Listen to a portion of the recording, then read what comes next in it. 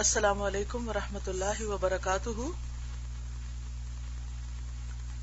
نحمده ونصلي على رسوله الكريم اما بعد فاعوذ باللہ من الشیطان الرجیم. بسم اللہ الرحمن الرحیم.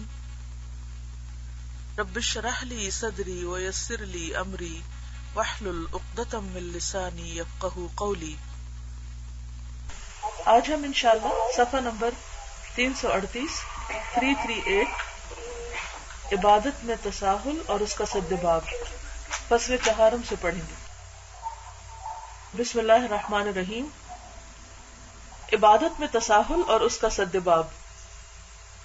عبادت میں تساہل، تساہل کا لفظ جو ہے یہ سہل سے ہے، اور سہل کہتے ہیں آسان کو، اور تساہل کا یہاں مطلب سہولت نہیں ہے، بلکہ یہاں اس کا معنی ہے سستی کرنا یا ایزی گوئنگ ہونا، کیئر نہ کرنا، فکر نہ کرنا. تو بسا اوقات انسان عبادت کرتا ہے لیکن عبادت کا حق ادا نہیں کرتا، اور عبادت میں پوری یکسوئی یا سنجیدگی نہیں ہوتی. تو اس کی کیا وجہ ہے؟ یا یہ کہ دل نہیں لگتا. معلوم ہونا چاہیے کہ اعمال کو چھپانے میں اخلاص کا فائدہ ملتا ہے، کہ انسان جب چھپ کے کام کرتا ہے تو اس کا عمل خالصتاً اللہ کے لیے ہوتا ہے. ریا سے نجات ملتی ہے، یعنی دکھاوا نہیں ہوتا اس میں. البتہ ظاہر کرنے میں ایک اچھا پہلو بھی ہے، جیسے قرآن پاک میں آتا ہے نا کہ ان تبدوا الصدقات فنعما ہی، کہ اگر تم ظاہر کر کے صدقات کو ادا کرو تو وہ بھی بہت اچھا ہے. تو وہ اچھا پہلو کیا ہے؟ اس سے لوگوں کو بھلائی کی ترغیب ملتی ہے اور پیروی کرنے کا شوق پیدا ہوتا ہے. یعنی جب آپ نیک کام کر رہے ہوں گے تو آپ کو دیکھ کر دوسرے لوگ بھی اچھے کام کریں گے. یعنی جب کوئی آپ کو اچھا کام کرتے ہوئے دیکھتا ہے تو اس کو بھی شوق آتا ہے، اور اس کا ثواب بھی پھر آپ کو ملتا ہے، کیونکہ آپ سبب بنے کسی کے نیکی کا. اس کے علاوہ ایک بات یہ بھی ہے کہ بعض اعمال ایسے ہیں جن کو چھپانا ممکن ہی نہیں، جیسے حج اور جہاد. بہرحال عمل کو ظاہر کرنے والے کو چاہیے کہ اپنے دل کی نگرانی کرے. یعنی اگر آپ لوگوں کے سامنے کوئی کام کر رہے ہیں، مثلا نماز پڑھ رہے ہیں یا صدقہ کر رہے ہیں، تو ایسے میں پھر انسان کو اپنے اوپر نظر رکھنی چاہیے، یہاں تک کہ اس میں پوشیدہ ریا کی محبت بھی نہ رہے. یعنی ایک ریا تو انسان خود بھی ڈیٹیکٹ کر لیتا ہے کہ میں دکھاوا کر رہا ہوں، لیکن بعض اوقات ایسا ہوتا ہے کہ خود بھی انسان کو پتہ نہیں چلتا کہ وہ کہاں دکھاوے کا شکار ہو گیا. کمزور آدمی کو چاہیے کہ اس نیت سے اپنے نفس کو دھوکہ نہ دے کہ میں دکھا کے اس لیے کر رہا ہوں کہ دوسروں کو ترغیب ملے اور مجھے زیادہ ثواب ملے. کمزور آدمی کی مثال اس غرق ہونے والے کی طرح ہے جو تھوڑا تھوڑا تیرنا جانتا ہو. اس نے ایک جماعت کو ڈوبتے دیکھا، اس کو ان پہ رحم آیا، وہ ان کے پاس گیا اور انہوں نے اس کا سہارا لیا، تو وہ بھی ڈوبے اور یہ بھی ڈوبا. یعنی اگر کوئی شخص خود پوری طرح تیرنا نہیں جانتا تو وہ ڈوبتے ہوئے کو نہیں بچا سکتا. اسی طرح ایک شخص خود ابھی اپنی تربیت کے ابتدائی مرحلوں میں ہے اور اس کو اپنے نفس پہ خود کنٹرول نہیں، اور وہ دوسروں کا رہنما بننے کی فکر میں ہے، تو ایسا نہ ہو کہ نہ وہ دوسروں کی رہنمائی کا حق ادا کر سکے، دوسروں کو ترغیب دینے کا حق ادا کر سکے، اور نہ ہی خود اپنے عمل کی حفاظت کر سکے. تو ایسے شخص کو پھر رسک نہیں لینا چاہیے جب تک کہ وہ سیلف کنٹرول کرنے کے قابل نہ ہو. جو آدمی طاقتور ہو، یعنی اس کا اخلاص مکمل ہو، اور اس کی نگاہ میں لوگوں کی مدح و ذم کی کوئی حقیقت نہ ہو، یہ جو جملہ اس کو انڈر لائن کرے، اور اس کی نگاہ میں لوگوں کی مدح و ذم کی کوئی حقیقت نہ ہو، یعنی یہ چیز آپ کو بتاتی ہے کہ آپ مخلص ہیں یا نہیں، اور آپ کا اخلاص مکمل ہوا ہے یا نہیں. کہ آپ تعریف سے بھی بے نیاز ہو جائیں اور ذم سے بھی، یعنی دوسروں کی مذمت سے بھی بے نیاز. اگر آپ کو کسی کی مذمت پریشان کرتی ہے یا کسی کی تعریف بگاڑتی ہے، یا آپ تعریف کے شوقین ہیں یا تعریف کے منتظر ہیں، تو اس سے پتہ یہ چلتا ہے کہ آپ کا اخلاص ابھی مکمل نہیں. تو ایسے شخص کو جس کا اخلاص مکمل ہو چکا ہو، اس کو اپنا عمل ظاہر کرنے میں کوئی حرج نہیں. کیونکہ نیکی کی ترغیب دینا بھی نیکی ہے۔ سلف کی ایک جماعت سے بیان کیا گیا ہے کہ وہ اپنے کچھ حالات ظاہر کر دیتے تھے تاکہ ان کی پیروی کی جائے، جیسا کہ بعض نے فوت ہونے کے وقت اپنے گھر والوں سے کہا، مجھ پر نہ رونا کیونکہ میں جب سے مسلمان ہوا ہوں میں نے کبھی گناہ نہیں کیا۔ تو اس سے یہ پتہ چلتا ہے کہ اگر ایک شخص مرتے وقت یا اپنے خاتمے کے وقت اپنے عمل کو ظاہر کر دیتا ہے تو اس سے ضروری نہیں کہ اس کے عمل ضائع ہو جائیں گے، کیونکہ ڈپینڈ کرتا ہے کہ اس کی نیت کیا تھی۔ ابو بکر بن عیاش رحمہ اللہ نے اپنے بیٹے سے کہا، اس کمرے میں اللہ کی نافرمانی نہ کرنا، میں نے اس میں 12,000 قرآن ختم کیے ہیں۔ اب یہ جو لفظ بیان کرنا تھا کہ 12,000 قرآن ختم کیے ہیں، اس سے بیٹے کو ایک طرح سے بہتر طریقے سے تلقین کرنا مقصود تھی تاکہ وہ چوکنا ہو اور اسے یہ پتہ چلے کہ باپ کتنا عبادت گزار تھا، تو وہ اس روایت کو قائم رکھے اور عبادت کی طرح اختیار کرے یا عبادت کے طریقے پر چلے۔ تو ایسی صورت میں نصیحت کے وقت یا دوسروں کو ترغیب دینے کے لیے بات کی جا سکتی ہے۔ ان کے کلام میں ایسی اور بہت سی باتیں ہیں، واللہ اعلم۔ گناہوں کو چھپانے کے سلسلے میں بعض لوگ یہ خیال کرتے ہیں کہ گناہوں کا چھپانا بھی ریا ہے، یعنی نیکی کا ظاہر کرنا جیسے ریا ہے اسی طرح گناہ چھپانا بھی، لیکن ایسا نہیں، کیونکہ وہ سچا آدمی جو ریاکار نہیں ہے اگر اس سے کوئی گناہ سرزد ہو جائے تو اسے چاہیے اپنی لغزش چھپائے۔ اللہ تعالیٰ گناہ ظاہر کرنے کو ناپسند اور پردہ پوشی کو پسند کرتا ہے۔ نبی صلی اللہ علیہ وسلم سے بیان کیا گیا ہے کہ آپ صلی اللہ علیہ وسلم نے فرمایا، جو آدمی کسی گندگی گناہ کا ارتکاب کرے تو اسے چاہیے کہ اللہ کی پردہ پوشی سے اپنے گناہ کو چھپائے، یعنی اگر اللہ نے اس کا گناہ چھپا دیا ہے تو اسے خود بھی چھپانا چاہیے۔ آدمی نے گناہ کر کے اگرچہ اللہ کی نافرمانی کی ہے لیکن اس کا دل اس چیز کی محبت سے جسے اللہ پسند کرتا ہے خالی نہیں ہوا، یعنی بسا اوقات انسان اپنی کمزوریوں کی وجہ سے، بھول چوک کی وجہ سے، نسیان کی وجہ سے، جہالت کی وجہ سے اللہ کی نافرمانی کا کام کر جاتا ہے، لیکن اس کی وجہ دین سے کوئی بغاوت یا دین سے بیزاری نہیں ہوتی، بس انسان کی کمزوری ہوتی۔ تو اس گناہ کا مطلب یہ نہیں کہ انسان کے دل میں اللہ کی محبت نہیں رہی، اللہ کی محبت اپنی جگہ ہوتی ہے۔ تو ایسی صورت میں پھر انسان کو گناہوں کو ظاہر نہیں کرنا چاہیے، اور یہ محبت ایمان کی قوت سے پیدا ہوتی ہے۔ چاہیے کہ دوسروں کے گناہ ظاہر ہونے کو بھی برا سمجھے، ایسا کرنا صدق کا اثر ہے۔ یعنی گناہوں کا ذکر، اللہ کی نافرمانی کا تذکرہ، خواہ وہ اپنا ہو یا کسی اور کا ہو، یہ کوئی پسندیدہ عمل نہیں، کیونکہ بہرحال کسی بری چیز کو برسر محفل بیان کرنا یا اس کا ذکر کرنا بذات خود ایک ناگوار اور ایک مومن کے دل پہ بوجھ ڈالنے والی چیز ہے۔ جیسے قرآن پاک میں بھی آتا ہے نا، اللہ تعالیٰ پسند نہیں کرتا، لا یحب اللہ الجہر، کس چیز کو؟ جہر کو، یعنی بلند کرنے کو، اعلانیہ کرنے کو، بالسوء، برائی کا، مگر کسی پہ ظلم ہو تو وہ ظلم کی داستان سنا سکتا ہے، اور وہ بھی اس کو کہ جہاں سے اسے انصاف مل سکے۔ لیکن کسی بھی محفل میں بیٹھ کے گناہوں کا تذکرہ کرنا یا کسی کے عیب کھولنا یا کسی پہ لان تان کرنا، یا تو یہ ایسا ہی ہے کہ جیسے کسی ڈھکی ہوئی گندگی کو کھول کے سب کے سامنے رکھنا۔ جیسے گاربیج کین ہے تو عموماً کیا ہوتا ہے، اس کے اوپر ڈھکن ہوتا ہے، اگر آپ اس کے اندر کوئی چیز ڈالتے بھی ہیں تو فوراً اس کو ڈھک دیتے ہیں، کیونکہ آپ کو پتا ہے کہ اسے کھولنے سے کوئی خوشگوار منظر سامنے نہیں آئے گا۔ اسی طرح یہ کہ اگر ڈھکن اٹھا دیں گے تو اس سے کوئی اچھی اسمیل نہیں آئے گی۔ تو آپ کی پوری کوشش یہ ہوتی ہے کہ بوقت مجبوری صرف گندگی اس میں مزید ڈالی جائے اور فوراً ڈھک دیا جائے۔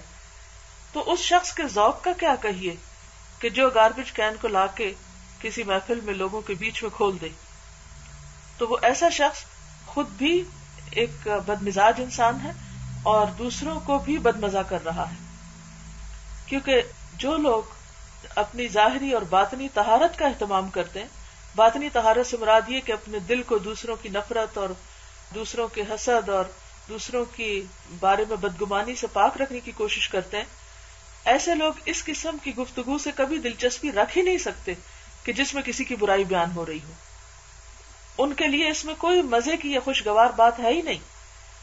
تو اس لیے انسان کو اپنی برائیاں بھی چھپانی چاہیے اور دوسروں کی کمزوریاں، کوتاہیاں، برائیاں، غلطیاں ان کو بھی ڈھانک کے رکھنا چاہیے، کیونکہ ان کا نشر کرنا ایسا ہی ہے جیسے گندگی کی ٹوکری کھول دینا یا گاربیج کین کو کھول کے رکھ دینا، یا یہ کہ ڈھکے ہوئے کوڑے کو پھیلا دینا. جب آپ کسی گلی بازار میں گزرتے ہیں اور وہاں پر کتے، بلیاں یا کبے وغیرہ گندگی کے ڈھیر کو کھول رہے ہوتے ہیں یا بیگز پھاڑ رہے ہوتے ہیں تو کس قدر ناگوار منظر ہوتا ہے، اور کسی بھی سلیم الفطرت انسان کے اوپر وہ منظر بہت بھاری ہوتا ہے. تو بالکل اسی طرح جو لوگ سلیم الفطرت ہوتے ہیں، جنہیں نیکی سے محبت ہوتی، جنہیں اللہ سے محبت ہے، جنہیں رسول صلی اللہ علیہ وسلم سے محبت ہے، جنہیں اللہ کے کلام سے محبت ہے، جن کے دلوں میں اس کلام کی پاکیزگی اتری ہے، یہ ہو نہیں سکتا کہ انہیں گناہ کی باتوں میں دلچسپی ہو اور وہ کسی کے عیب سننا پسند کریں. وہ جس طرح اپنے عیبوں کو ڈھانکنا پسند کرتے ہیں، اسی طرح دوسروں کے عیب ڈھانکنا بھی پسند کرتے ہیں. تو یہاں پر یہ کہتے ہیں کہ دوسروں کے گناہ ظاہر ہونے کو بھی برا سمجھے. ایسا کرنا صدق یعنی سچائی کا اظہار ہے. ایسا ہی شخص جو ہے وہ واقعی اللہ سے محبت کرتا ہے اور اللہ کے لیے خالص ہے، کیونکہ اس کو حقیقت میں نیکی سے محبت ہے.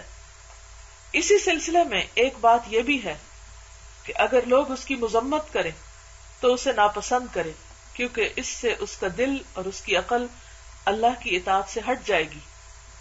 طبیعت مذمت سے ضرور تکلیف پاتی ہے، یعنی اگر آپ کو کوئی کرٹیسائز کرتا ہے تو تکلیف تو ہوتی ہے. اگر مدح بھی اس کو خدا سے غافل کرے، اس کے دل کو گھیر لے اور ذکر سے پھیر دے تو اسے بھی برا سمجھنا چاہیے، اور یہ بھی ایمان کی قوت میں سے ہے. تو خلاصہ یہ ہے کہ انسان جو ہے وہ ریاکاری سے کس طرح بچے کہ اس کے دل سے تعریف کی محبت اور تنقید کی تکلیف کم ہو جائے. اور پھر بھی چونکہ ہم انسان ہیں، یہ تو ہو نہیں سکتا کہ تعریف اور تنقید جو ہے وہ انسان کے اوپر ایک بالکل سادے جملے کی طرح گزرے. ان کا ضرور کچھ نہ کچھ اثر ہوگا. یہ بالکل ایسے ہی جیسے اگر آپ کسی خوشبو والی چیز کے پاس سے گزرتے ہیں تو وہ جھونکا آپ کو متاثر کرتا ہے، لیکن تھوڑی دیر کے بعد کیا ہوتا ہے کہ وہ خوشبو کا اثر زائل ہو جاتا ہے. اسی طرح اگر آپ کسی گندگی کے ڈھیر کے پاس سے گزرتے ہیں تو وقتی طور پر بو آتی ہے اور پھر آپ گزر جاتے ہیں اور وہ اثر ختم ہو جاتا ہے. تو اتنی دیر تو اثر ہو، لیکن بعض اوقات آپ نے دیکھا ہوگا کہ کچھ خوشبوئیں ایسی ہوتی ہیں جو لوگوں کو سک کر دیتی ہیں اور ان کو چکر آنے لگتے ہیں اور وہ ایک لمبا سلسلہ چل پڑتا ہے. یا اسی طرح کچھ لوگ گندگی دیکھ لیں تو سارا دن ان کی طبیعت متلاتی رہتی ہے. تو بس اسی مثال سے سمجھ لیں کہ اگر تعریف خوشبو کے جھونکے کی طرح خوش کر کے آگے نکل گئی اور اس نے آپ کے دل کو گھیرا نہیں اور آپ کی عبادت میں غفلت اور تساہل نہیں ہوا تو کوئی بات نہیں. اور اسی طرح مذمت آپ نے سنی، تھوڑی دیر اگر آپ کے دل میں کوئی تکلیف گزری اور اس کے بعد آپ پھر اپنے کام میں لگ گئے تو کوئی بات نہیں. لیکن ان دو چیزوں سے انسان کو ایسا متاثر نہیں ہونا چاہیے کہ جس کی وجہ سے وہ اصل مقصد سے ہٹ جائے. اور اصل مقصد کیا ہے؟ اللہ کی عبادت، اللہ کا ذکر، اللہ کے دین کی خدمت، اور جو آپ کی زندگی کا مشن ہے اس میں آپ ثابت قدم رہیں. کیونکہ اگر کوئی بھی چیز اس میں خلل ڈال رہی ہے تو پھر انسان کے لیے خسارہ ہی خسارہ ہے. ریا کی اقسام اور ان کا علاج. ریا کے خوف سے طاعت کو چھوڑ دینا ناروا ہے.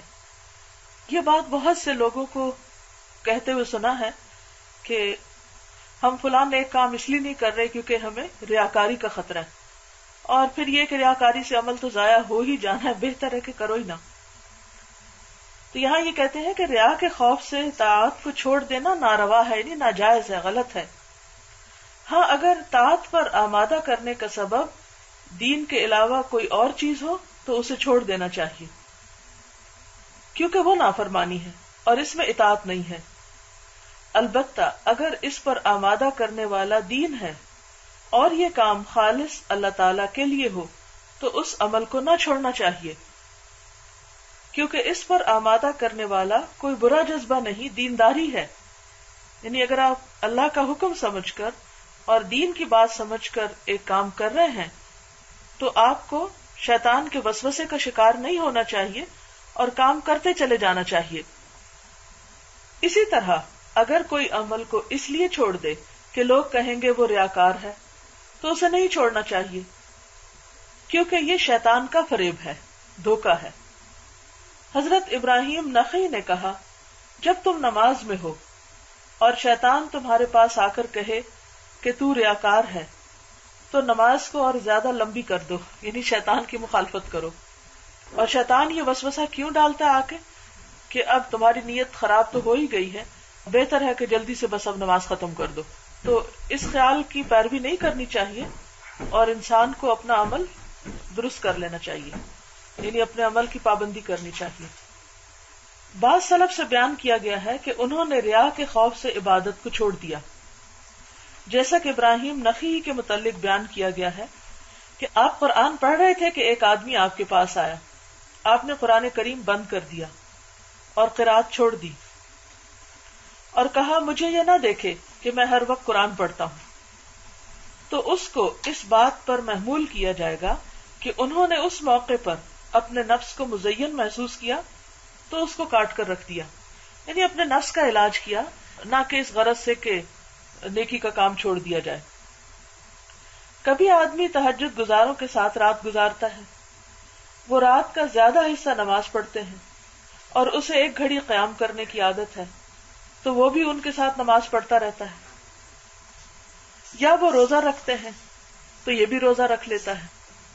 مطلب یہ ہے کہ اگر وہ نہ ہوتے تو اس کے دل میں عبادت کی یہ خواہش نہ ہوتی، یا کبھی خیال کرنے والا خیال کرتا ہے کہ یہ ریا ہے، اور یہ مطلق طور پر ایسا نہیں ہے بلکہ اس میں تفصیل ہے، اور وہ یہ کہ ہر مومن اللہ کی عبادت کی رغبت رکھتا ہے، لیکن کچھ موانعات اسے روک دیتے ہیں۔ موانعات، مانعات ان کی جمع ہے، یعنی منع کرنے والے، رکاوٹیں، اور غفلت اسے پریشان کر دیتی۔ پھر کبھی دوسروں کا مشاہدہ اس غفلت کو زائل کر دیتا ہے، یعنی اگر آپ اچھی کمپنی میں ہوتے ہیں اور آپ کے ایمان میں اضافہ ہوتا ہے اور آپ کا دل اچھے کاموں کو بہت زیادہ کرنے لگتا ہے، تو اس کی بنیادی وجہ کیا ہے کہ آپ نے دوسروں سے ایک انرجی حاصل کی اور ان کو کام کرتے دیکھ کر آپ کے لیے کام کرنا آسان ہو گیا۔ اور ایسا یہ صرف دین کے کاموں میں نہیں ہوتا، دنیاوی کاموں میں بھی ہوتا ہے۔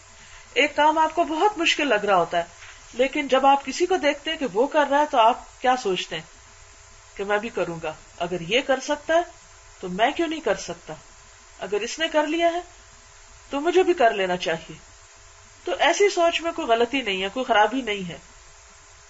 پھر کبھی دوسروں کا مشاہدہ اس غفلت کو زائل کر دیتا ہے اور موانعات دور ہو جاتے ہیں کہ انسان اپنے گھر میں ہوتا ہے جہاں وہ آرام دہ بستر پر سوتا ہے اور بیوی سے فائدہ اٹھاتا ہے، لیکن جب کسی اور کے مکان میں رات گزارے تو یہ مشاغل دور ہو جاتے ہیں، یعنی کوئی رکاوٹ نہیں رہتی، اور ایسے اسباب حاصل ہو جاتے ہیں جو اسے نیکی پر آمادہ کرتے ہیں۔ انہی میں سے ایک عبادت گزاروں کا مشاہدہ بھی ہے، یعنی عبادت گزاروں کو عبادت کرتے دیکھ کر اس کا بھی عبادت کو دل چاہتا ہے، اور پہلے دل کیوں نہیں چاہ رہا تھا؟ کیونکہ ایک اور چیز بیچ میں رکاوٹ تھی۔ جب رکاوٹ دور ہوئی تو اس کا دل نیکی کے لیے کھل گیا۔ کبھی ایسا بھی ہوتا ہے کھانے کی زیادہ چیزوں کی وجہ سے روزہ رکھنا مشکل ہو جاتا ہے برخلاف دوسری جگہ کے، تو ایسے حالات میں شیطان اس کو عبادت سے روکنے کے لیے آتا ہے اور کہتا ہے اگر تو نے اپنی عادت کے خلاف عمل کیا تو تو ریاکار ہوگا، یعنی پہلے گھر میں تو کبھی روزہ نہیں رکھا تھا، اب یہاں تم روزہ رکھنے لگے ہو، یہ تو صرف ریاکاری ہے۔ اس کی طرف توجہ نہیں دینی چاہیے بلکہ اپنے دل کے قصد کو دیکھنا چاہیے۔ انسان کو چاہیے اپنے عمل کا امتحان کرے، لوگوں کو ایسی جگہ میں فرض کر لے کہ خود تو ان کو دیکھتا ہو اور وہ اس کو نہ دیکھتے ہوں، یعنی انسان اپنے دل میں یہ سمجھ لے کہ نہیں مجھے کوئی نہیں دیکھ رہا۔ پھر اپنے نفس کو دیکھے، اگر وہ عبادت کے لیے تیار ہو تو وہ عمل اللہ تعالی کے لیے، اور اگر تیار نہ ہو تو ان کے ہوتے اس کا تیار ہونا ریا ہے۔ یعنی اس وقت انسان جبکہ دوسروں کی کمپنی میں کوئی کام کرنا چاہتا ہو تو وہی سوچ لے کہ نہیں مجھے کوئی آس پاس کا شخص نہیں دیکھ رہا، اور پھر بھی وہ کام کرتا چلا جائے تو اس کا مطلب یہ ہے کہ وہ لوگوں سے انرجی حاصل کرے لیکن لوگوں کی خاطر نہیں وہ کام کر رہا۔ اسی پر دیگر باتوں کو قیاس کر لو تو یہ ریا کی کچھ آفتیں ہیں، ان کا خیال رکھو، تفتیش کرو اور اپنی نیت کا دھیان رکھو کیونکہ ریا چیونٹی کی چال سے بھی زیادہ مخفی ہے۔ مرید کو چاہیے کہ اپنی تمام عبادتوں میں اپنے دل کو اللہ کے علم پر قناعت کرنے کا پابند کرے، اور اس پر قناعت وہی کرے گا جو اللہ سے ڈرتا ہو اور اسی سے امید رکھتا ہو۔ اپنے نفس کو اخلاص سے مایوس نہ کرنا چاہیے، یعنی انسان کبھی یہ نہ سوچے کہ میرے اندر تو اخلاص آ ہی نہیں سکتا، میں تو اپنے آپ سے مایوس ہوں۔ یہ سوچ کر کہ اخلاص پر تو طاقتور آدمی قادر ہو سکتے ہیں اور میں کمزور ہوں، یعنی ایسا نہ سوچے کہ ہم تو اتنے گناہگار ہیں اور کمزور انسان ہیں، اور وہ تو بڑے اللہ والے ہوتے ہیں جن کے نفس اپنے قابو میں ہوتے ہیں اور وہ اللہ کے بہت قریب ہوتے ہیں اور ان کو اللہ کی خاص مدد حاصل ہوتی ہے، اس لیے صرف مخلصین تو وہی ہو سکتے ہیں اور ہم تو ایسا کر ہی نہیں سکتے۔ تو یہ نہیں سوچنا چاہیے۔ اخلاص کے حاصل کرنے میں مجاہدہ نہ چھوڑے، اس لیے کہ کمزور کو تو اس کی زیادہ ضرورت ہے، یعنی طاقتور تو طاقتور ہے لیکن کمزور کو تو اور زیادہ محنت چاہیے۔ حضرت ابراہیم بن ادہم نے کہا، میں نے معرفت ایک راہب سے سیکھی جس کا نام سمان تھا۔ میں اس کے عبادت خانے میں داخل ہوا اور اس سے پوچھا، تم اس عبادت خانے میں کتنی مدت سے ہو؟ اس نے کہا 70 سال سے۔ میں نے کہا تمہاری خوراک کیا ہے؟ اس نے کہا ہر رات چنے کا ایک دانہ۔ میں نے کہا کون سی چیز تمہارے دل میں تحریک کرتی ہے کہ تمہیں ایک چنا کافی، یعنی کیا چیز تم کو موٹیویٹ کرتی؟ تحریک کرنے کا مطلب موٹیویٹ کرتی۔ اس نے کہا ان لوگوں کو دیکھ رہے ہو جو تمہارے سامنے کھڑے ہیں۔ میں نے کہا ہاں۔ تو اس نے کہا یہ سال میں ایک دن میرے پاس آتے ہیں، میرے عبادت خانے کو سجاتے ہیں اور میری تعظیم کی وجہ سے اس کے گرد چکر لگاتے ہیں، اور میں سارے سال کی مشقت اس ایک گھڑی کی عزت کے لیے برداشت کرتا ہوں۔ اے دین حنیف کے پیروکار، تم بھی ہمیشہ کی عزت کے لیے ایک گھڑی کی مشقت برداشت کرو۔ تو اس سے میرے دل میں معرفت جاگزی ہو گئی۔ اس نے کہا میں تجھے کچھ مزید بتلاؤں؟ میں نے کہا ہاں۔ تو کہا عبادت خانے سے نیچے اتر۔ میں اترا تو اس نے میری طرف ایک تھیلا لٹکا دیا، اس میں چنے کے 20 دانے تھے۔ پھر مجھ سے کہا اب گرجا میں داخل ہو جاؤ۔ اس کی ہدایت پر جب میں گرجا میں داخل ہوا تو عیسائی اکٹھے ہو گئے اور کہنے لگے اے مسلمان، راہب نے تجھے کیا دیا ہے؟ میں نے کہا اپنی کچھ خوراک مجھ کو دی ہے۔ کہنے لگے تو اسے کیا کرے گا؟ ہم اس کے زیادہ حقدار ہیں، اس کی قیمت مقرر کر لے۔ میں نے کہا 20 دینار۔ انہوں نے مجھے 20 دینار دے دیے۔ میں رقم لے کر راہب کے پاس واپس گیا تو اس نے کہا تو نے غلطی کی، تو اگر ان سے 20,000 دینار بھی مانگتا تو وہ تجھے دے دیتے۔ یہ عزت اس آدمی کی ہے جو اللہ کی عبادت نہیں کرتا۔ اللہ کی عبادت کرنے والے کی عزت کا اندازہ کرو۔ اے مسلمانوں، اللہ کی عبادت میں لگ جاؤ۔ یعنی اگر ایک راہب لوگوں سے عزت حاصل کرنے کے لیے اپنے نفس کے ساتھ مجاہدہ کرتا ہے اور لوگ اس قدر اس کی قدردانی کرتے ہیں کہ اس کے 20 چنوں کو 20,000 میں خریدنے کو تیار ہیں، تو پھر جو شخص کوئی کام اللہ کے لیے کر رہا ہو، اللہ تعالیٰ اس کے عمل کی کس قدر قدردانی فرمائے گا۔ اس سے معلوم ہو گیا کہ لوگوں کے دلوں میں عظمت حاصل کر لینا بڑی قیمتی چیز ہے۔ یہ نفس کو خلوت پر آمادہ کرتی، یعنی یہ موٹیویشنل فیکٹر تھا اس کے پیچھے۔ لہٰذا یہ ایک عظیم آفت ہے کہ ہمارا مقام لوگوں کے دل میں بڑا ہو جائے۔ اس آفت سے محفوظ رہنے کی علامت یہ ہے کہ انسان کے نزدیک آدمی اور چارپائے ایک جیسے ہو جائیں۔ اس کا عمل ایسا ہونا چاہیے کہ جیسے زمین پر اس کے سوا کوئی اور انسان نہیں، کہ کوئی نہیں دیکھ رہا اس کو۔ پھر جب کمزور سے وسوسے پیدا ہوں تو ان کو دور کر دے۔ واللہ عالم۔ عبادت میں تساہل کے ازالے کے لیے ایک دعا بھی پڑھنی چاہیے۔ وہ دعا ہے اللہم انی اعوذ بک من الہم والحزن والعجز والکسل والجبن والبخل وغلبۃ الدین وقہر الرجال۔ کراچی سے ایک سوال آیا، صفحہ نمبر 340 پر نیچے سے دوسرا پیراگراف۔ تو یہ ریا کی کچھ آفتیں ہیں، ان کا خیال رکھو، تفتیش کرو اور اپنی نیت کا دھیان رکھو، کیونکہ ریا چیونٹی کی چال سے بھی زیادہ مخفی ہے۔ مرید کو چاہیے کہ اپنی تمام عبادتوں میں اپنے دل کو اللہ کے علم پر قناعت کرنے کا پابند کرے۔ اس عبارت یا اس سطر کا کیا معنی ہے؟ اس کی میں وضاحت کیے دیتی ہوں۔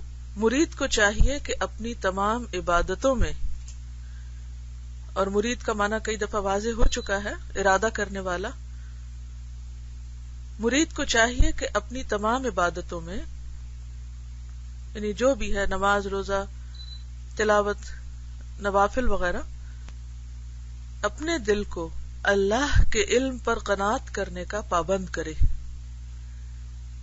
یعنی جب وہ عبادت کر رہا ہو تو اس کے لیے یہ جاننا کافی ہو کہ مجھے اللہ دیکھ رہا ہے، کیونکہ اللہ کا دیکھنا کافی ہے، اور اللہ کے علاوہ باقی لوگوں کا دیکھنا ضروری نہیں۔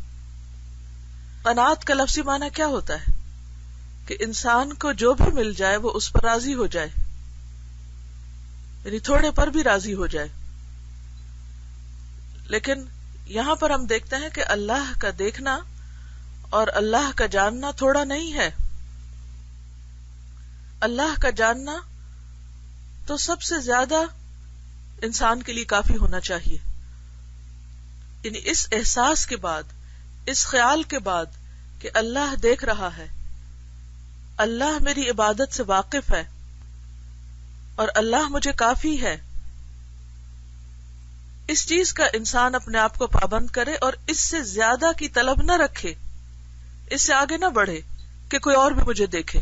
یہ معنی ہے اس بات کا کہ اپنی تمام عبادتوں میں اپنے دل کو اللہ کے علم پر کہ اللہ جانتا ہے مجھے، قناعت کرنے کا پابند کرے کہ بس اتنا ہی کافی ہے مجھے، اس سے آگے کسی اور کو میری عبادت کے علم کی ضرورت نہیں کہ میں کتنا عبادت گزار ہوں۔ اور اس پر قناعت وہی کرے گا، یعنی اس پہ وہی راضی ہوگا کہ صرف اللہ کا دیکھنا کافی ہے، جو اللہ سے ڈرتا ہو اور اسی سے امید رکھتا ہو، یعنی اجر کی اور ثواب کی۔ انسان کے دل میں اس کیفیت کا ہونا عبادت کے اندر اخلاص پیدا کر دیتا ہے۔ میرا خیال ہے آج کے لیے اتنا ہی کافی ہے، اس کے ساتھ ہی میں اجازت چاہتی ہوں۔ جزاکم اللہ خیرا۔ سبحانک اللہم و بحمدک، نشہد ان لا الہ الا انت، نستغفرک و نتوب الیک۔ السلام علیکم و رحمۃ اللہ وبرکاتہ۔